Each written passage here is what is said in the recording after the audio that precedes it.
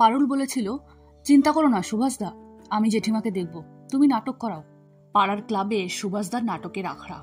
পয়লা বৈশাখ, বিজয়া দশমী উপলক্ষে বছরে 2 বার নাটক নামাতো সুভাষদা। নারী চরিত্র বিবর্জিত সেই সব উদ্যমে স্টেজ বাঁধা, আলোকসজ্জা সামাল দিতাম আমরা।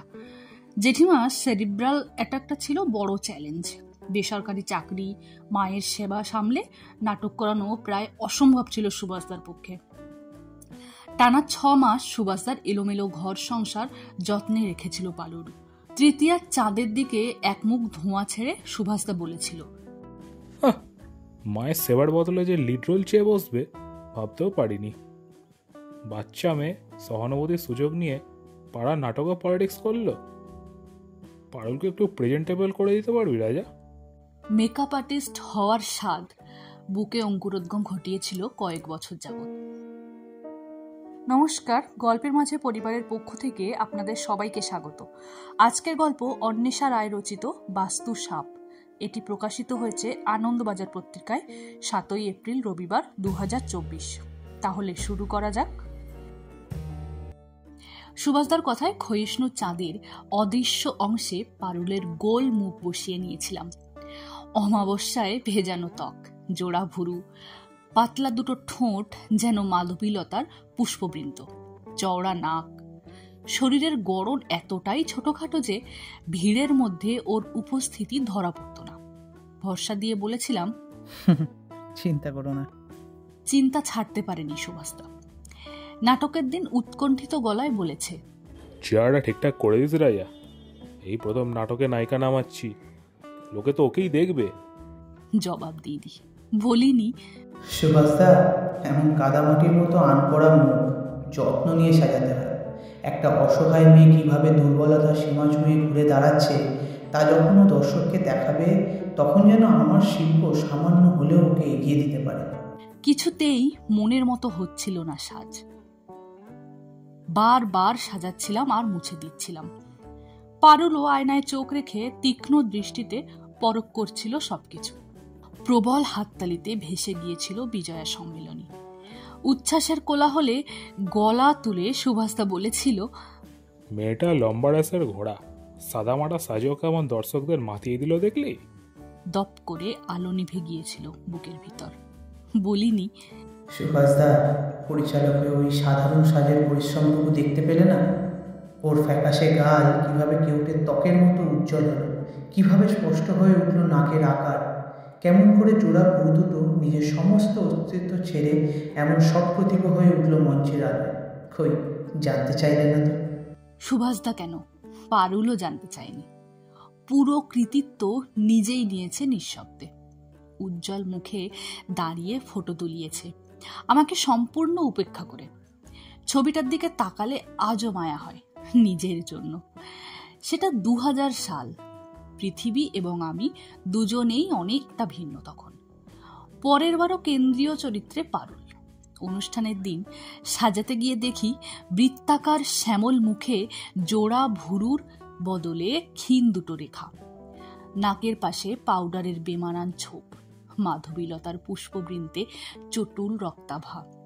একটা লকেট মুঠোয় চেপে ডায়লগ আওড়াচ্ছে।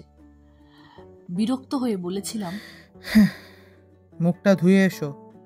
শোনেনি। জেদি ঘোড়ার মতো গোঁজ হয়ে বসেছিল। মেজাজ ঠিক রাখতে পারিনি।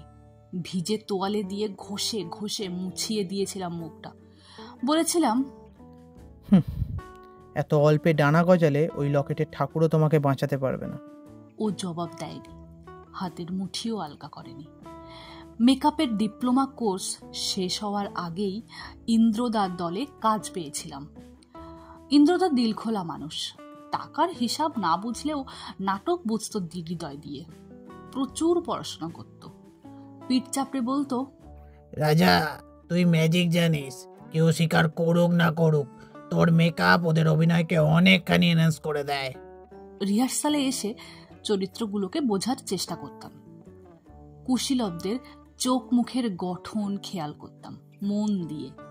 ইন্দ্রদার বাড়ি থেকে মেসে ফেরার দীর্ঘ বাস রাস্তা যেন এক সাধন মার্গ। মনে মনে এক একটা মুখ নিয়ে গড়ে তুলতাম বিভিন্ন চরিত্র। মনের আয়নায় খেয়ালের বশে তুলে নিতাম আমার প্রথম মডেলকেও, যার প্রতিটি পেশি, প্রতিটি ভাঁজ মুখস্থ হয়ে গেছে ততদিনে। বলিউডের কাজ করার স্বপ্ন পোষা কাকাতুয়ার মতো কাঁধে বসে থাকতো 24 ঘন্টা। একদিন ইন্দ্রদয় আলাপ করালো। রাজা, এ হলো পারুল। কলেজে ভর্তি হতে না হতেই অভিনয়ের ভূত তাড়িয়ে এনে ফেলেছে আমার গলায়। বলে ওর দাদা নেই, আমাকেই ভাইফোঁটা দেবে। ইন্দ্রদার উচ্ছ্বসিত হাসির মধ্যেই কপালে ভাঁজ পড়েছে আমার। পাড়ার নাটকের জন্য সুভাষদার মায়ের সেবা, গ্রুপ থিয়েটারের জন্য ইন্দ্রদার বোন সাজা। আবেগ ব্যবহার করে লক্ষ্যভেদ করার সস্তা পথ। তাকিয়েই মুখ ফিরিয়ে নিয়েছিলাম। অমাবস্যায় ভিজে ত্বকে বেমানান ফাউন্ডেশনের স্তর, মাধবীলতার পুষ্পবৃন্তের দৃষ্টিকটু উজ্জ্বল লিপস্টিক। ইন্দ্রদাকে বলেছিলাম, এই যে মেকআপের দোকান দেখছি। ইন্দ্রদা পাত্তা না দিয়ে বলেছিল, মুস্কানের রোল দিচ্ছি, দেখে নে কিভাবে সাজাবি। বিজয়া সম্মিলনী সেই হাততালি মুখর সন্ধ্যের প্রতিবিম্ব আমি দেখেছিলাম হলের স্তব্ধতায়। সুশিক্ষিত, নাট্য সচেতন দর্শকবৃন্দকে মন্ত্রমুগ্ধ করে দিয়েছিল পারুল। ইন্দ্রদা ভাষা ভাষা গলায় বলেছিল, এই মেয়েকে আলো, মঞ্চ, মেকআপ ছাড়া দাঁড় করিয়ে রাখলেও দর্শককে টেনে রাখবে। She is a born star. আমি ব্যথিত নৈশব্দে প্রতিবাদ করে বলেছিলাম, তুমিও চিনলে না ইন্দ্রদা? ওই দার্ঢ্যময় চোখ কিভাবে শেষ পংক্তির দর্শকরাও নজর কাড়লেন, কি করে কম আলোতে ওর চোয়ালের আকার এত স্পষ্ট হয়ে উঠল, কিভাবে স্ফুরিত নাক অভিমান জাগিয়ে তুলল সকলের মুখে। দেখলে না, একটা অল্প বয়সী মেয়ের লোক দেখানো আবেগের এত ক্ষমতা। শিল্পকলা এক আত্মমগ্ন প্রত্যাশাহীন চর্চা, তবু প্রয়োজন বড় বালাই, রুচিবোধ বড় নাছর শেকল। পারুলের মতো মানুষকে ব্যবহার করতে পারিনি কোনোদিন। খেসারত হিসেবে চাকরি নিতে হয়েছে, সঙ্গে মেকআপের পার্ট টাইম কাজ। বলিউডে কাজ করার স্বপ্ন তখনও কাঁধে বসে, নির্জীব হলেও মৃত নয়। পারুল ততদিনে খবরের কাগজে নাম তুলে ফেলেছে। নাট্য সমালোচকদের কলমে ওর কাজের প্রশংসা চোখে পড়ত। মুখোমুখি হলে বুকের গভীরতম ক্ষতে নুন ছড়িয়ে দিত কেউ। আমি না থাকলে দর্শকের এত কাছে কোনোদিন পৌঁছতে পারত? আমার মেকআপ ছাড়া এক পাও এগোতে পারত? সুভাষদাকে, ইন্দ্রদাকে ফোন করতাম, বলতাম, কেমন আছো সেলিব্রিটির মেন্টর? ওরা হেসে উড়িয়ে দিত। কখনো বলতো, তুইও তো সেলিব্রিটির মেকআপ আর্টিস্ট। খচ করে কাকাতুয়ার বুকে ছোড়া বসিয়ে দিত কথাটা। ভয় করত, এমন কাউকে ধরতে হবে যে সিনেমায় কাজ দেবে। অফিসের ফাঁকে ফাঁকে সেই চেষ্টা করতাম। সময়ের অভাবে মেকআপের কাজ আসা কমে গিয়েছিল। তবু পুরনো সুনাম ভাঙিয়ে একদিন ডাক পেয়ে গেলাম একটি বাংলা ধারাবাহিকে। আপনারা শুনছেন অন্বেষা রায়ের লেখা বাস্তুসাপ। রাজা এবং ইন্দ্রদার চরিত্রে আছেন সৌভিকশীল, সুভাষদার চরিত্রে আছেন অর্জুন সামন্ত, পারুলের চরিত্রে আছেন তৃষ্ণা সামন্ত। চলুন বাকিটা শোনা যাক। শুটিং ফ্লোরে আমায় চমকে দিয়েছিল পারুল। মাধবীলতার পুষ্পবৃন্ত রসস্থ ও পুরু, ট্রিটমেন্ট ছাড়া যা অসম্ভব। ক্ষীণ অবয়বটাও নজর কাড়ার মতো প্রকট। এইসব আমার কাছে নতুন নয়, তবু পারুলের সেদিনের চেহারা বুকের ভিতর দাবানল ছড়িয়েছিল। দীঘল চোখে লাইনার পরানোর সময় দেখেছিলাম গলার লকেটটা মুঠোয় চেপে আছে সেই পুরনো দিনের মতো। জানতে ইচ্ছে করেছিল কোন দেবতার পায়েও প্রার্থনা রাখে, কে তিনি যিনি অনায়াসে তাকে এগিয়ে দেন লক্ষ্যের দিকে আর আমাকে ছিটকে দেন অনির্দিষ্ট বিক্ষিপ্ততায়। জিজ্ঞেস করতে পারিনি। তারপর দীর্ঘদিন দেখা হয়নি মুখোমুখি। চেনা, অল্প চেনা মানুষের জমায়েতে হালকা কথায় সংশয় ছুড়ে দিতাম। কোথা থেকে পায় এত টাকা? যা যুগ, ফ্ল্যাটের দরজা বন্ধ করে কে কি করছে বাইরে থেকে বোঝা মুশকিল। ছোট থেকেই শেয়ানা, আচ্ছা আচ্ছা লোককে এক হাটে কিনে অন্য হাটে বেচে আসবে। পারুল সব গল্প জানি। রসালো সন্দেহ মাংসের টুকরোর মতো লুফে নিত জনতা, আগুনের মতো ছড়িয়ে দিত চারদিকে। তবু পারুল যেন সব দাবানলের ঊর্ধ্বে। বছর দুয়েক হলো বাংলা ছবিতে পা রেখেছে। দ্রুত বদলে যাচ্ছে চেহারা। ত্বকের রং পাতলা হতে হতে সজল ঘন মেঘ থেকে শুভ্র শীত, চাপা নাকও তুলনামূলক টিকালো, দেহ চুম্বকীয়। শুধু গলার লকেটটাই বুঝি একমাত্র স্থির। মাঝে মাঝে পুরনো বন্ধুদের বাড়িতে ডাকে। যাব না ভেবেও পৌঁছে যাই ঠিকই। ওকে দেখি, দেখতে দেখতে কেমন যেন অবশ হয়ে যায় সমস্ত সত্তা। এ কোন পারুল? একদিন কি বিজ্ঞানের সামনে মাথা নত করতে বাধ্য হবে সব শিল্পী? ছুরি কাচির বিরুদ্ধে কি জিতবে তুলির টান? মেকআপ আর্টিস্ট হওয়ার স্বপ্নটা পেন্সিলে লেখা চিঠির মতো ফ্যাকাশে হতে থাকে প্রতিদিন। এখন শুধু অফিস আর বাড়ি। তবু কিছু ছবি তস্যুর মতো ছাপিয়ে পড়ে চোখের সামনে। সোশ্যাল মিডিয়া আলো করে থাকে পারুল। ডায়েরির ভাঁজ থেকে আমি বার করে আনি 20 বছর আগের একটা ছবি। অমাবস্যায় ভেজানো একটা মুখ, মাধবীলতার পুষ্পবৃন্তের মতো ঠোঁট। সেদিন আমি ওকে সাজিয়ে না দিলে কি আজ? পরপর 4টে ছবি বক্স অফিসে মুখ থুবড়ে পড়ার পর আচমকাই একদিন হাওয়ায় মিলিয়ে গেল পারুল। আমি সাবধানে খবর নিলাম। কেউ কিছু জানে না, জগৎটাই এমন। চোখের আড়াল হলেই স্মৃতি থেকে মুছে ফেলে যাবতীয় ঘটনাসমূহ। সুভাষদা, ইন্দ্রদাও উল্লেখযোগ্য কিছু বলতে পারল না। কেমন যেন জেদ চেপে গেল। একজন জলজ্যান্ত মানুষ তো মিলিয়ে যেতে পারে না এইভাবে। খুঁজতে খুঁজতে সূত্র পেলাম, মুম্বাই গেছে। মুম্বাই? বলিউড? পুরনো ক্ষতে মুঠো ভরা নুন ঠুসে দিল কেউ।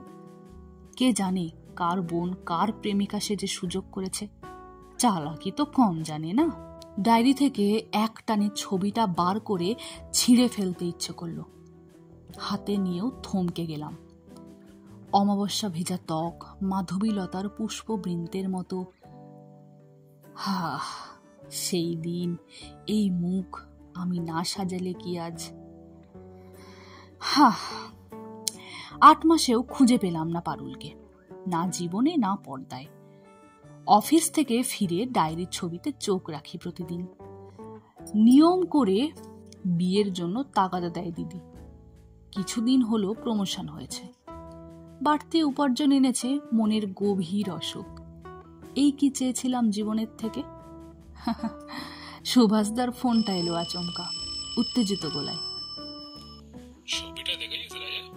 চিনতে পারবি না পারুলকে। সার্জারি করে ঠোঁট আর নাকটা কি করেছে রে? ইস, যাচ্ছে তাই। ওকে মিম বানিয়ে কাল রাতের অন্ধকারে পাড়ায় এসে লুকিয়েছি। সুভাষদার পাঠানো ছবিটার দিকে কত জন্ম তাকিয়েছিলাম জানি না। যখন হুঁশ ফিরল, দেখি পুরনো পাড়ার একটা বিরাট লোহার গেটের সামনে দাঁড়িয়ে আছি, পারুলদের বাড়ি। সিকিউরিটি গার্ডকে ধাক্কা দিয়ে উন্মাদের মতো ঢুকে পড়লাম বাড়ির ভিতর। 100টা ঘোড়া যেন জ্ঞান শূন্য হয়ে ছুট লাগিয়েছে বুকে। চিৎকার করে বলতে চাইলাম, কেন কেন এটা করলে পারুল? লজ্জা করলো না? এভাবে আমার প্রথম। বদলে নির্বাক হয়ে দেখলাম পরম শত্রুর মতো আমাকে বিপদে ফেলে হারিয়ে গেছে সমস্ত ভাষা। আমার কি? ওর শরীর, ওর মুখ, ওর অধিকার। আমার কি? নিষ্পলক তাকিয়ে রইলাম পারুলের দিকে। ওর চোখের জল, বিকৃত মুখটা আরো ভেঙে গেল আমাকে দেখে। ঘেন্না করছে রাজা, আমার দিকে তাকাতে আরো ঘেন্না করছে বলো? সুভাষদার নাটক থেকে দেখছি, আমার দিকে তাকালেই বিরক্তি ফুটে ওঠে তোমার মুখে। শুধুমাত্র তোমার চোখে একটু মুগ্ধতা দেখার আশায় এত দিন ধরে এত কিছু।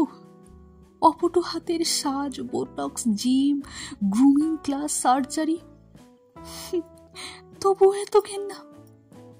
আজ সব উলট পালট হয়ে গেল দেখো। ঘেন্না? আমি পারুলকে? নিজের কাজ সহজে পছন্দ হতো না, তাই ও ভাবে তাকিয়েছিল। তার এই অর্থ করেছে? কৈফিয়ত দিতে গিয়েও থেমে যাই, এগোতে গিয়েও আটকে যায় পা। ঘেন্না না, থাক, ঈর্ষা তো ছিল। বৃদ্ধ বিষধর বাস্তু সাপের মতো আমাদের দুজনের হৃদয় দখল করেছিল তীব্র ঈর্ষা ও আত্মসংশয়। তাই তো লক্ষ্যে পৌঁছতে পারলাম না কেউই। দুহাতে মুখ ঢেকে বসে পড়ি সোফায়। পারুল হাঁটু মুড়ে বসে পায়ের কাছে। এক টানে লকেটটা খুলে আমার দিকে এগিয়ে দেয়। আঙুলের চাপে খুলে যায় বইয়ের মতো। ভিতরে দুটো ছবি, 20 বছর আগেকার রাজা আর পারুল। বুক পকেট থেকে আমি বার করে আনি পুরনো স্মৃতি, ঈর্ষা আর প্রেম। কতই বা পৃথক পরস্পরের থেকে। পৃথিবী তোলপাড় করে নিঃশ্বাস ছাড়ে বাস্তু সাপ। এবার তার চির নিদ্রায় যাওয়ার সময়। এতক্ষণ আপনারা শুনছিলেন অন্বেষা রায়ের বাস্তু সাপ। আজকের মতো গল্পের আসর শেষ। আপনাদের সঙ্গে আবার দেখা হচ্ছে কোনো এক নতুন গল্পের মাধ্যমে। ততক্ষণে লাইক, কমেন্ট এবং চ্যানেলটি সাবস্ক্রাইব করে আমাদের পাশে থাকবেন। বন্ধুদের সাথে শেয়ার করবেন। ধন্যবাদ।